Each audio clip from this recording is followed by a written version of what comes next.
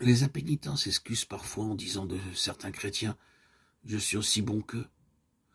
Ils ne sont pas plus désintéressés, pas plus sobres, pas plus circonspects dans leur conduite que moi. Ils aiment les plaisirs et les jouissances autant que moi.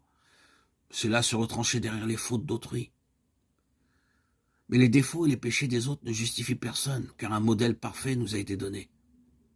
L'Immaculé, Fils de Dieu.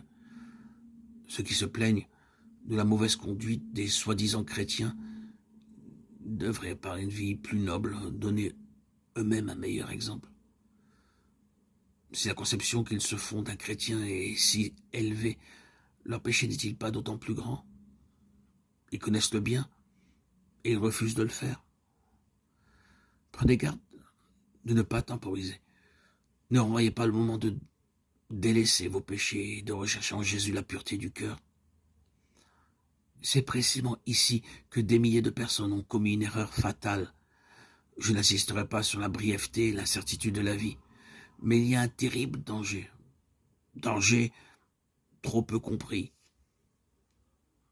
Attardez de répondre aux appels pressants du Saint-Esprit. En réalité, ce délai est une décision de vivre dans le péché.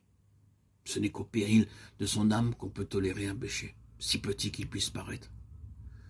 Ce que nous ne vaincrons pas nous vaincra et causera notre ruine. Adam et Ève se persuadèrent qu'en mangeant du fruit défendu, acte insignifiant, ils ne sauraient attirer sur eux les conséquences désastreuses annoncées par Dieu.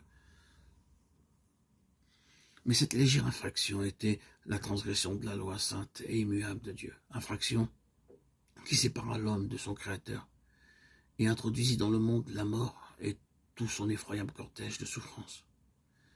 Dès lors, siècle après siècle, notre terre fait monter une clameur douloureuse, et la création tout entière soupire et souffre les douleurs de l'enfantement. Le ciel même a ressenti les effets de cette rébellion contre Dieu. Le calvaire est un monument du sacrifice inouï exigé pour expier la transgression de la loi divine. Ne considérons pas le péché à la légère. Chaque manquement, chaque négligence, chaque refus de la grâce de Jésus-Christ a une influence sur vous-même. Le cœur s'endurcit, la volonté se pervertit, l'intelligence s'émousse. Vous devenez non seulement moins enclin, mais moins apte à répondre aux appels miséricordieux du Saint-Esprit. Soyez donc vigilants, veillez, discernez lorsque le mal vient s'insinuer dans vos vies, dans votre langage, dans les circonstances, dans les messagers qui vous sont envoyés. Soyez vigilants.